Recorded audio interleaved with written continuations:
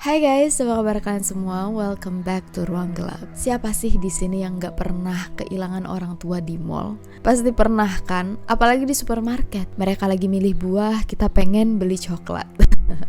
Terus pas udah sekitar 10 menit, mereka udah nggak tahu kemana. Kita mulai nyariin mereka, ngeliatin orang dari belakang, mikir lagi. Tadi mama pakai baju apa ya? Waktu masih kecil, salah satu ketakutan aku adalah kehilangan orang tua di dalam mall. Iya, mungkin untuk anak zaman sekarang yang udah lengket banget dengan HP, nggak mungkin lah tersesat. Kalaupun misalnya mereka hilang, tinggal telepon aja, ya kan? Tapi waktu aku masih kecil, aku nggak selalu bawa HP sih. Malah kadang-kadang kalau mau pergi disuruh tinggalin HP-nya karena takut hilang atau takut jadi incaran orang jahat. Ya, zaman udah berubah dan untungnya sekarang kita udah punya alat komunikasi yang mempermudah kehidupan. Kasus yang mau aku bahas kali ini terjadi di tahun 1993 saat seorang anak berusia 2 tahun tiba-tiba hilang waktu ibunya lagi meleng. Cuman 1 menit tiba-tiba anaknya hilang. Ini adalah kasus penculikan James Bulger yang awalnya dikira cuman bermain dengan anak kecil lainnya. Tapi ternyata anak kecil juga bisa menjadi monster. Kasus ini benar-benar menggemparkan warga Inggris waktu itu karena para pelakunya berusia 10 tahun. Tanpa berlama-lama, langsung aja kita masuk ke cerita. Welcome to Ruang Gelap.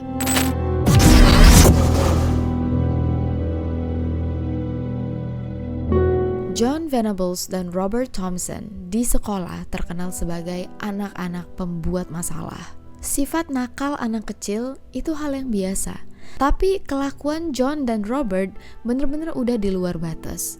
Siapa itu mereka? Robert Thompson lahir di keluarga yang bener-bener gak stabil. Dari kecil dia tinggal dengan ibunya yang bernama Anne dan 4 saudara laki-laki. Ibunya bener-bener kesulitan untuk menafkahi kelima anaknya. Mereka tinggal dari satu tempat ke tempat lain, luntang-lantung, makan susah, tempat tinggal gak ada yang tetap. Ujung-ujungnya ibunya selalu mabuk-mabukan, jadi alkoholik. Bahkan di bawah bantalnya selalu ada alkohol. Jangankan untuk ngurus kelima anaknya, untuk ngurus dirinya sendiri, ibunya gak sanggup. Ibunya lebih sering pergi keluar rumah, nelantarin anaknya gitu aja. Gak mikirin anaknya makan apa, dijagain siapa, sama sekali gak peduli. Jadi, kelima anak ini tahu mereka gak bisa mengandalkan ibu mereka dan mereka cuma bisa mengandalkan diri mereka masing-masing. Yang merawat anak-anak ini adalah kakak yang paling tua. Dan kakak yang paling tua juga rupanya secara mental kurang sehat.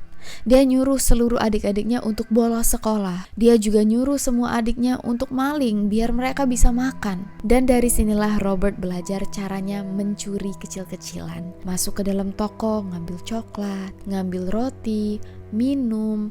Dan awalnya anak-anak ini memang mencuri untuk memenuhi kebutuhan mereka. Tapi lama-lama jadi kebiasaan. Robert bahkan sering banget nyuri dari toko. Hasilnya dia buang ke dalam tong sampah, terus dia masuk ke toko lain untuk nyuri barang lain. Dan kadang-kadang barang yang dia ambil nggak berguna. Baterai lah, obat-obatan lah, yang sebenarnya nggak dia pakai, cuman buat dia buang aja. Karena dari kecil sering disuruh untuk bolos sekolah, lama-lama hal ini jadi kebiasaan. Kalau di total-total nih, dalam 1 tahun, mungkin Robert bisa bolos selama 3 bulan. Kalau di total berdasarkan hari dia absen ya. Pihak sekolah juga sampai bingung. Ngelapor ke orang tua, tapi ibunya juga kayak nggak peduli, nggak ada perubahan. Sampai lembaga perlindungan anak memasukkan beberapa kakak-kakaknya Robert ke panti asuhan. Mereka kelihatan banget terlantar. Nah, salah satu kakaknya Robert yang belum dimasukin ke panti asuhan berusaha mengasuh Robert dan adiknya yang paling bungsu. Beda dengan kakak-kakaknya yang lain yang sering menyiksa mereka, kakaknya yang satu ini berusaha untuk menyadarkan adik-adiknya. Jangan bolos, ayo kita perbaiki hidup kita.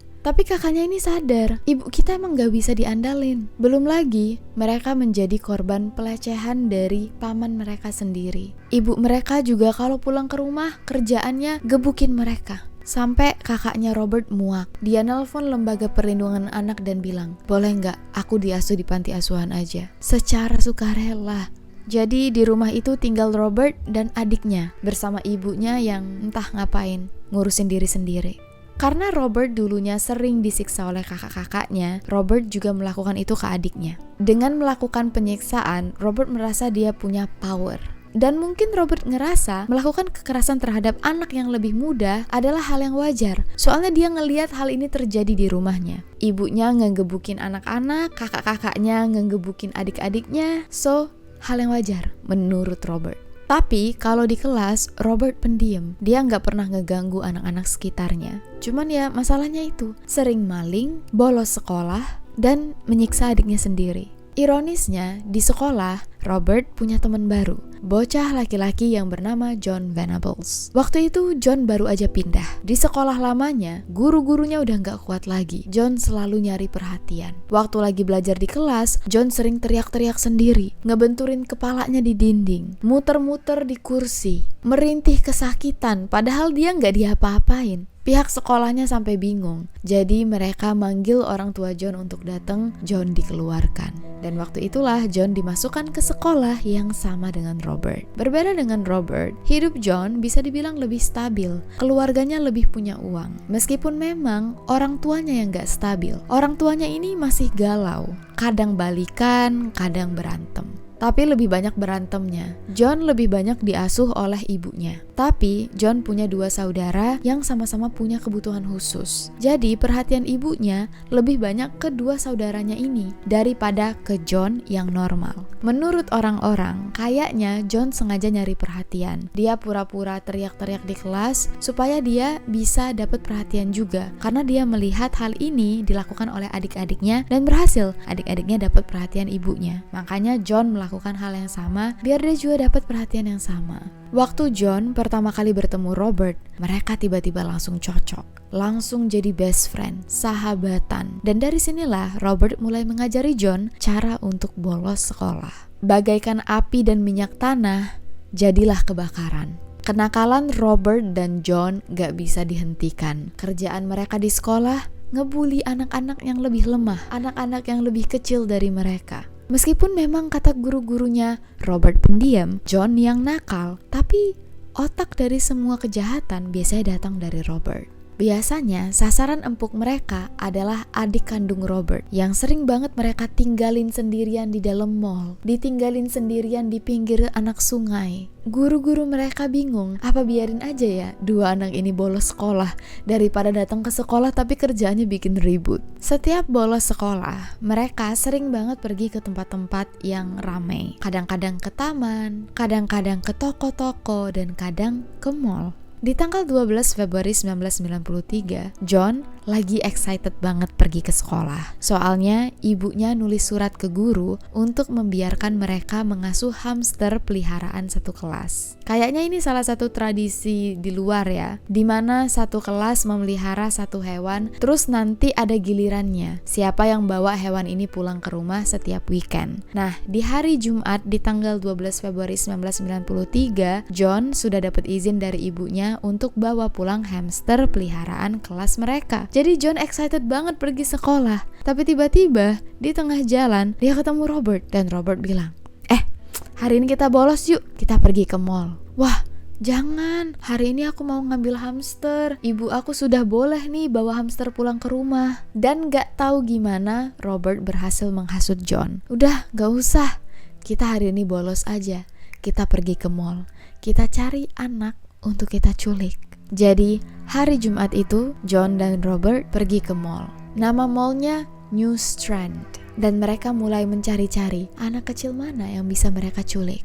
Menurut kesaksian guru mereka, sehari sebelumnya John dan Robert emang kelihatan bahagia, seolah-olah mereka merencanakan sesuatu. Makanya banyak yang percaya rencana ini sudah dibuat oleh mereka berdua jauh-jauh hari, tapi baru hari itu dieksekusi. Sekitar jam 1, jam 2 siang, mereka sempat ngelihat ada 2 anak kecil, anak cewek dan anak cowok yang main agak jauh dari tempat ibu mereka. John dan Robert langsung mendekati 2 anak ini, dan dia ngajakin anak yang cowok untuk ikut dengan mereka. Ayo kita main yuk. Dengan mudah anak kecil ini ikut, tapi gak lama kemudian tiba-tiba ada yang teriak. Rupanya ibu dari anak ini sadar anaknya hilang. Ibu ini sempat curiga, Waktu si ibu mendekati Robert dan John, dia sempat dengar salah satu dari mereka bilang, "Ya udah kita ambil yang lain aja." Di pikiran ibu ini, oh anak-anak ini mau maling. Hampir aja anak aku diajarin cara maling. Padahal sebenarnya maksud mereka ambil yang lain aja, ambil anak yang lain aja. Karena ibu ini nggak curiga, dia nggak ngelapor ke siapapun. Robert dan John pergi mencari mangsa lain. Dan waktu itulah mereka melihat James Bulger yang berusia 2 tahun enggak sengaja dalam 1 menit dilepas tangannya oleh ibunya. John dan Robert langsung lari. Mereka panggil James, dan James dengan polosnya langsung lari mengikuti John dan Robert. Dari CCTV kelihatan di jam 3:39, James Bulger lari keluar menyusul John dan Robert. Di jam 3:40, Denise keluar dari toko, belok ke kiri, lari mencari James. Sayangnya James, Robert, dan John ada di arah yang berseberangan. Di jam 3:43, Denise melapor ke security. Mereka cari satu lantai itu. Sayangnya Robert, John, dan James berada di lantai atas. Mereka sudah keluar dari gedung mall. 12 Februari 1993 di Inggris. Denise Bulger yang berusia 25 tahun lagi jalan-jalan di mall dengan anaknya yang bernama James Bulger yang berusia 2 tahun. Sebenarnya beberapa hari lagi James akan berusia 3 tahun. Makanya mereka datang ke mall untuk mempersiapkan alat dan bahan memasak untuk merayakan pesta ulang tahun James yang ketiga. Waktu itu sekitar jam 3 hampir jam 4. Denise mampir ke salah satu toko daging dan waktu itu ternyata toko dagingnya salah ngasih barang. Jadi Denise sempat meleng sebentar. Cukup dalam waktu 1 menit Denise noleh ke samping, James anaknya sudah hilang. Denise langsung keluar dari toko dan noleh ke kanan kiri. Kemana James? Dia nggak ngelihat anaknya sama sekali. Denise memutuskan untuk belok ke kiri, berlari mencari James. Dan ini adalah salah satu penyesalan Denise. Kenapa waktu itu dia malah belok ke kiri, bukan belok ke kanan? Karena sebenarnya waktu itu anaknya ada di belokan kanan bersama 2 anak yang bernama John Venables dan Robert Thompson yang masing-masing masih berusia 10 tahun. Rekaman kamera CCTV zaman dulu enggak secanggih sekarang. Gambarnya masih buram banget. Terus mereka harus mindahin satu persatu. Ibaratnya kayak ada limit durasi. Jadi untuk ngecek CCTV satu persatu susah. Bener-bener harus matiin lampu dan ngeliat banget ada nggak anak kecil yang lari-lari sendirian. Sekitar jam 5:30 mall tutup. Denise masuk ke setiap toko satu persatu untuk nyari James, tapi hasilnya nihil. Semua toko sudah mulai tutup. Semua yang ada di mall juga udah bantu nyariin, tapi nggak ada yang lihat James. Waktu mereka keluar dari mall, mereka mulai nanya ke orang sekitar, barulah mereka mendapat petunjuk. Oh, anak kecil ya? Tadi saya sempat lihat anak kecil lagi jalan sama 2 anak kecil lainnya. Dan di saat yang bersamaan, pihak security dan polisi ngasih kabar ternyata James sempat terlihat digandeng oleh 2 anak kecil lainnya. Dan waktu itu perasaan Denise dan suaminya, yaitu ayah kandung dari James yang bernama Ralph, mereka merasa lega. Oh, untunglah James bukan diculik, tapi kayaknya diajak main oleh anak lain. Mungkin anak-anak ini ngajak main keluar, ngajak main video games, atau main di pinggir taman. Pasti sebentar lagi orang tua dari anak-anak ini bakal nelpon polisi untuk ngabarin mereka menemukan anak yang hilang. Makanya saat itu juga pihak kepolisian langsung mengadakan konferensi pers. Mereka langsung menayangkan berita bahwa James hilang. Mereka berharap orang tua yang melihat langsung bisa melapor ke pihak kepolisian. Dan waktu itu mereka sempat lega. James bukan diculik oleh orang asing, tapi oleh anak kecil. Karena gak ada yang nyangka anak kecil juga bisa melakukan pembunuhan.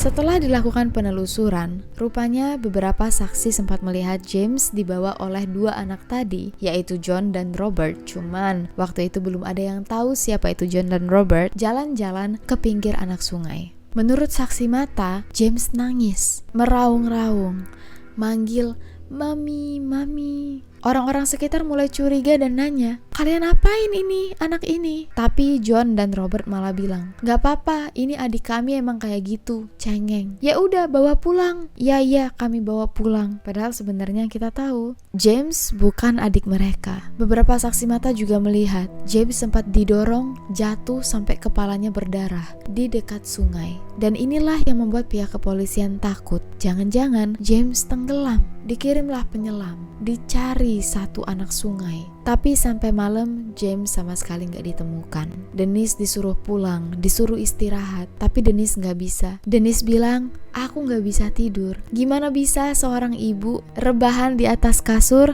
tapi gak tahu apa nasib anaknya? Apakah tenggelam, ditinggalin sendirian oleh anak-anak lain di tengah kerumunan, tersesat di hutan? Dan Dennis ngerasa bersalah banget. 1 menit dia ngelepas tangan James. Kenapa? Kenapa bisa James hilang? Kenapa waktu itu dia lepas tangan James? Dan kenapa waktu itu dia malah belok ke kiri, bukan nyari ke kanan? Berita hilangnya James langsung diketahui oleh warga di kota itu. Banyak yang melapor ke polisi dan ternyata banyak banget saksi yang melihat James di jalan bareng John dan Robert. Tapi sayangnya gak ada satupun dari mereka yang berusaha untuk menyetop kedua anak ini. Sempat beberapa kali hampir aja James dibantu oleh orang sekitar. Ada nenek-nenek yang sempat ngeliat James nangis. Dan nenek ini marahin John dan Robert. "Kalian apain anak ini?" "Nggak tahu, tadi anak ini tiba-tiba ngikutin kita bahkan nggak tahu anak ini siapa." "Ya udah kalau gitu aku bawa aja anak ini ke kantor polisi." Tapi nenek ini juga bingung karena dia juga lagi mau nganterin cucunya yang masih kecil jalan-jalan di taman. Nenek ini sempat minta bantuan wanita yang lagi ngajak jalan anjingnya untuk ngejagain cucunya. Tapi wanita ini nggak mau. Dia bilang, "Gak bisa nek, aku mau ngajak anjing aku jalan-jalan." Nenek ini bingung dan aku nggak tahu ya alasan kenapa nenek ini nggak langsung bawa aja cucunya bareng James ke kantor polisi, aku nggak tahu. Tapi intinya karena si nenek nggak bisa meninggalkan cucunya sendirian, jadi nenek ini bilang ke John dan Robert untuk janji bawa James ke kantor polisi. John dan Robert janji. Tapi ya kita tahu dari awal dua anak ini sudah punya niat buruk. Di jalan, beberapa saksi melihat James digeret oleh John dan Robert dalam keadaan berdarah dan nangis-nangis. Banyak yang nyuruh James dan Robert bawa John pulang, tapi cuma sekedar menyuruh. Mereka nggak nyangka dua anak ini jahat. James dibawa ke tempat terpencil di dekat rel kereta api. Di situ James dibuka bajunya. Menurut pihak kepolisian ada indikasi James mengalami pelecehan. Lalu James disiksa. Ini anak berusia 2 tahun yang gak ngerti apa-apa dan kebingungan. Rupanya John dan Robert sudah membawa barang-barang untuk melakukan penyiksaan. Mereka sudah maling cat warna biru, baterai, dan benda-benda tumpul lainnya yang dipakai untuk memukuli James. Mereka lempar tinta biru ke wajah James, sampai tinta ini masuk ke dalam mata James dan James nangis. Mereka gambar muka James pakai tinta biru ini. Mereka suruh James nelan baterai. Mereka pukul James pakai benda-benda tumpul. Dan setelah 3 jam menjadi objek penyiksaan John dan Robert, James meninggal dunia. Karena 2 monster ini memukul kepala James dengan besi seberat 10 kg. John dan Robert tahu mereka harus membuat seolah-olah James meninggal karena kecelakaan. Ini anak berusia 10 tahun loh. Jadi mereka taruh jenazah James di tengah rel kereta api. Mereka harap jenazah James benar-benar rusak karena dilindas oleh kereta api. Dan benar, waktu itu masinis gak sadar bahwa ada jenazah di bawah rel kereta. Sempat ada yang ngeliat tapi dikira sampah. Selama 2 hari James hilang, barulah ada 4 anak yang main di sekitar rel kereta api dan mereka ngeliat, itu apa? Dan waktu mereka deketin, mereka sadar itu jenazah manusia. Pihak kepolisian dipanggil dan hasilnya cocok. Jenazah yang ditemukan adalah James Bulger yang hilang sejak 2 hari yang lalu. Di sini pihak kepolisian memang sudah mulai curiga. Awalnya mereka kira sebentar lagi pasti ada orang tua yang nelpon, ya kan? Tapi kok setelah 2 hari nggak ada kabar sama sekali? Apakah James dibawa ke tempat terpencil, ditemukan oleh keluarga yang nggak punya TV, nggak punya akses dengan berita? Tapi waktu mendapat telepon bahwa James ditemukan dalam keadaan terpotong di rel kereta api, dan waktu diotopsi ditemukan banyak banget luka di sekujur tubuh James, wajahnya juga dicoret-coret pakai cat warna biru, mereka yakin 100% 2 remaja yang mereka lihat di CCTV adalah pelakunya. Tapi waktu itu polisi kira Anak-anak ini berusia 13 tahun dan bisa jadi disuruh oleh orang lain untuk menculik anak kecil di mall. Polisi langsung menerbitkan foto ini. Foto yang diambil dari rekaman CCTV. Polisi bilang kalau kalian mengenali siapa dua remaja ini, tolong lapor polisi karena dua remaja ini bisa jadi adalah saksi atau kunci dari kasus penyiksaan dan penculikan serta pembunuhan James. Polisi juga minta ke seluruh sekolah untuk ngecek ada nggak murid yang bolos sekolah di hari itu. Soalnya itu jam pelajaran sekolah. Anak-anak ini sudah pasti murid sekolahan dan sudah pasti hari itu bolos. Jadi seluruh sekolah disuruh untuk ngecek dan lihat ada nggak anak yang bolos dan mirip banget dengan dua remaja yang ada di foto ini. Nggak lama kemudian, polisi menerima telepon dari seorang bapak-bapak yang bilang, "Pak polisi, kayaknya pelakunya adalah anak saya." Pihak kepolisian langsung datang untuk melakukan pemeriksaan. Menurut si bapak, di hari itu, tanggal 12 Februari, hari Jumat, anaknya bolos sekolah, pulang dari mall dan langsung nyuci jaketnya sendiri, ditemani oleh ibu dan neneknya. Bapak ini bilang, "Aneh banget, kok anak aku tiba-tiba pulang nyuci jaket sendiri?" Meskipun polisi berusaha untuk menjaga kerahasiaan investigasi, tapi nggak tahu kenapa, nggak tahu gimana cerita ini bisa bocor. Nggak lama dari polisi sampai di rumah orang yang melapor, di depan pintu rumah mereka berjejer semua mobil reporter dan juga orang yang udah mulai teriak-teriak dan semua orang pada bilang, "Aku udah tahu anak di rumah ini bener-bener problematik. Keluarga ini dari awal pindah ke sini udah bawa masalah." Tapi kalian tahu nggak, ternyata anak ini bukanlah pelakunya. Polisi nggak menemukan bukti sama sekali dan ternyata anak itu pergi ke mall hari Kamis bukan hari Jumat. Bapaknya salah inget dan aku nggak tahu kenapa bapaknya sampai nelpon polisi untuk ngaduin anaknya sendiri. Cuman waktu itu berita tentang anak ini merupakan pelakunya sudah tersebar kemana-mana. Jadi meskipun polisi sudah membebaskan anak ini dari tuduhan, satu keluarga ini terpaksa pindah rumah karena mereka udah dicap jelek oleh orang sekitar. Di satu sisi aku paham banget sih seberapa marah warga di kota itu. Karena bayangin, kok bisa anak kecil mencelakakan anak kecil lain? Di tengah huru-hara, polisi dapat telepon lagi. Kali ini dari orang tak dikenal. Gak mau nyebutin nama. Dan orang ini bilang, "Pak polisi, coba cek anak bernama John Venables dan Robert Thompson. Dua anak ini sering bolos sekolah dan kalau aku lihat dari foto yang kalian sebarin, mirip banget." Pihak kepolisian langsung mendatangi rumah Robert. Ada tim lain yang dikirim ke rumah John. Dan waktu pihak kepolisian melihat langsung yang mana sih Robert dan John, mereka langsung yakin udah pasti bukan anak-anak ini pelakunya. Anak-anak ini masih kecil banget, umur mereka masih 10 tahun. Mana mungkin mereka pelakunya?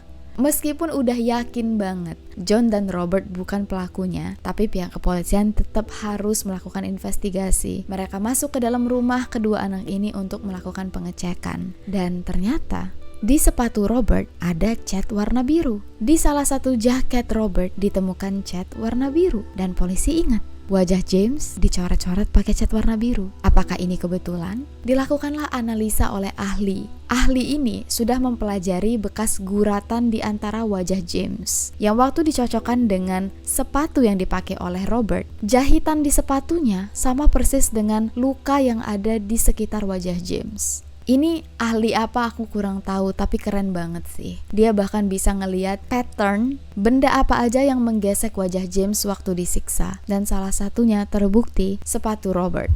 Untung aja sepatu Robert unik. Jahitannya beda dari sepatu-sepatu biasa. Polisi gak habis pikir, kok bisa? Waktu dicek ke sekolah, bener, mereka berdua ternyata bolos di hari James diculik.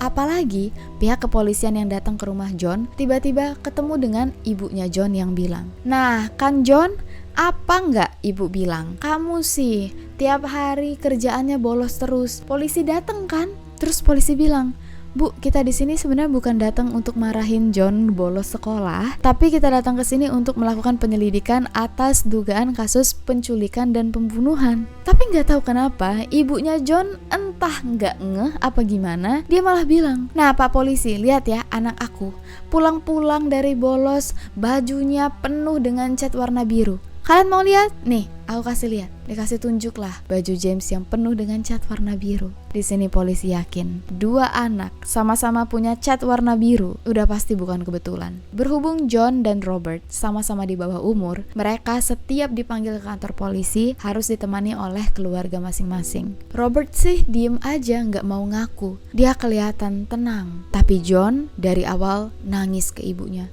Bu, aku gak mau masuk penjara, aku gak mau masuk penjara. Tantrum. Polisi lalu mengambil sidik jari, DNA, dan juga apa yang ada di bawah kuku anak-anak ini. Tiba-tiba John nanya ke petugasnya, Bu, memangnya kalau misalnya aku ngegeret orang, DNA mereka bisa masuk ke bawah kuku aku ya? Memangnya sidik jari bisa nempel di kulit orang ya? Pertanyaan-pertanyaan inilah yang membuat orang-orang mulai bingung. Ini beneran anak umur 10 tahun pelakunya. Melakukan interogasi terhadap 2 anak berusia 10 tahun agak lebih sulit. Polisi harus memastikan kedua-duanya dalam keadaan sadar dan tahu seberapa serius investigasi ini. Bahwa kalau mereka mengaku, mereka bisa masuk penjara. Jadi polisi nggak bisa terlalu nge-push waktu melakukan interogasi. Ditemenin oleh keluarga mereka lagi. John setiap kali hampir ngaku, selalu ngeliat ke ibunya. Terus ibunya selalu bilang, udah nggak apa-apa John, ibu yakin bukan kamu pelakunya. Dan John selalu terdiam. Sampai berhari-hari kemudian, akhirnya ibunya bilang, John, kalau kamu memang pelakunya nggak apa-apa. Ibu masih sayang kok sama kamu. Oke Pak Polisi, aku pelakunya. Dia langsung ngaku, akhirnya. Tapi Pak Polisi, semua ini juga idenya Robert. Aku cuma ikut aja. Begitu pihak kepolisian bilang ke Robert, oke, sekarang John udah ngaku dan dia bilang kamu pelakunya. Robert langsung buka suara. Nggak Pak Polisi, John yang memengaruhi aku untuk melakukan semuanya. Akhirnya dua-duanya ngaku tapi saling menyalahi satu sama lain. Ini anehnya. Pihak kepolisian kan kasihan ya sama ibunya John. Pasti juga terguncang. Anaknya masih 10 tahun kok sudah bisa melakukan kasus segila ini. Jadi pihak kepolisian bilang, Bu, ayo ikut teman saya jalan-jalan untuk mencerahkan pikiran, menenangkan hati. Diajaklah ibunya John tadi naik ke mobil polisi, diputer-puterin, diajak ngobrol biar tenang, biar gak terlalu stres. Tapi waktu polisi ngeliat ke belakang, ibunya John gak stres sama sekali, justru malah benerin make up. Polisi bingung, ini 2 anak ini jangan-jangan di rumah emang dibesarkan dalam kondisi yang agak berbeda dari anak-anak lainnya. Di ruangan interogasi, John masih ngobrol dengan polisi, masih mengakui semuanya. Setelah selesai, tiba-tiba John bilang, Pak Polisi, aku nggak ditanyain soal kasus bocah yang satunya lagi. Bocah mana nih? Kata polisi. Iya, jadi sebelum nyulik James, sebenarnya kita udah mau nyulik satu anak lain, tapi ketahuan sama ibunya. Padahal waktu itu kita udah bikin rencana nih Pak Polisi, kalau berhasil nyulik anak tadi, kita mau tinggalin dia di tengah jalan biar dia ditabrak oleh mobil lain. Aku gak paham sih, usia anak-anak ini baru 10 tahun, dapat ide dari mana untuk melakukan hal ini? Persidangan John dan Robert baru dilakukan beberapa tahun kemudian, karena mereka harus dipastikan dulu agak cukup umur, ditunggu sampai mereka berusia 11 tahun. Dan akhirnya keduanya dinyatakan bersalah. Tapi karena masih kecil, dua-duanya hanya diberikan hukuman 8 tahun di penjara. Iya, di tahun 2001, John dan Robert dibebaskan. Mereka dikasih identitas baru. Mereka disuruh pindah ke kota lain dan gak ada yang tahu siapa nama baru mereka, di mana mereka tinggal. Yang lebih gilanya lagi, selama 8 tahun mendekam di penjara, John dan Robert bukan masuk ke penjara guys. Mereka terlalu kecil untuk masuk ke penjara, bahkan untuk ke penjara anak-anak. Jadi mereka dimasukin ke semacam pusat rehabilitasi, di mana setiap dari mereka dapat kamar, dilengkapi oleh TV, PS, dikasih makan enak, dan setiap hari cuman ada pelajaran tentang mental. Iya. Jadi nggak bisa disebut masuk penjara menurut aku. Mereka juga dibolehin untuk pergi keluar, belanja, jalan-jalan, ikut aktivitas renang, dan nonton sepak bola. Bayangin seberapa marah warga kota waktu itu. Aku juga nggak ngerti sebenarnya gimana sih sistemnya. Dan tentu aja, semua uang yang dipakai untuk membiayai 2 anak ini pakai pajak warga kota. Bisa dibilang hidup anak-anak ini jauh lebih makmur saat mereka masuk penjara. Hidup mereka lebih enak. Dan begitu keluar dari penjara, 9 tahun kemudian, John Venables masuk penjara lagi. dia ketahuan mendownload banyak banget video-video asusila anak kecil. John dihukum 1 tahun di penjara. Terus dibebasin lagi. Lalu 3 tahun kemudian, di tahun 2017, John masuk penjara lagi karena telah mendownload dan menyebarkan video-video asusila anak kecil. Bahkan video-videonya itu tentang anak bayi yang dilecehkan, guys. Menurut dokumen yang kita baca, video ini tentang pemerkosaan anak bayi sampai anak berusia 3 tahun, anak-anak laki-laki. Karena sudah beberapa kali keluar masuk penjara, John sepertinya nggak bakal dibebaskan. Karena menurut pihak pengadilan, kayaknya John bakal jadi masalah kalau dibebasin lagi. Hal yang berbeda terjadi dengan Robert. Begitu Robert bebas, dia nggak pernah ketangkep lagi. Nggak ada yang tahu siapa nama Robert sekarang. Dulu, Denise sempat berusaha mencari di mana Robert tinggal. Dia pengen balas dendam dan sempat ketemu. Tapi waktu Denise melihat Robert, dia nggak bisa gerak. Terlalu banyak amarah di dalam hatinya sampai dia gak bisa ngapa-ngapain. Dia cuma diam ngeliat Robert, dan semenjak itu Denise tahu amarah, emosi, dan semua dendam yang ada di dalam diri dia gak bisa dia luapkan. Denise akhirnya menulis buku tentang penyesalannya, kesulitannya semenjak James menghilang. Denise selalu nyalahin dirinya sendiri. Dan sebenarnya gak lama setelah Robert dan John masuk penjara, Denise cerai dengan suaminya yang merupakan ayah kandung dari James. Hubungan keluarga mereka udah benar-benar beda dari yang dulu. Denise juga bilang, waktu itu dia hampir aja mau mengambil nyawanya sendiri. Tapi gak lama setelah kasus James,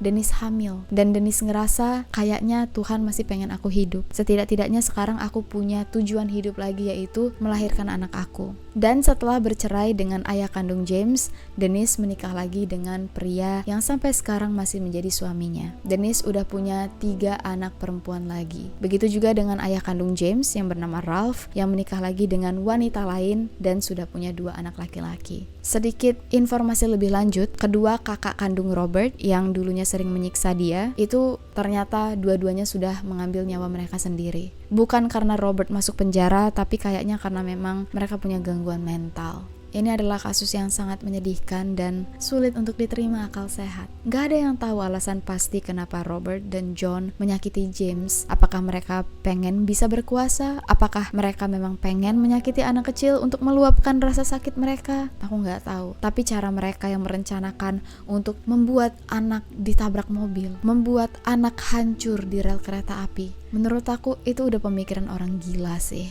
Yang lebih sakit jiwanya lagi, kita kan gak tahu ya Robert di mana. Banyak yang percaya Robert ini psikopat. Soalnya, waktu semua orang mencari James, berduka.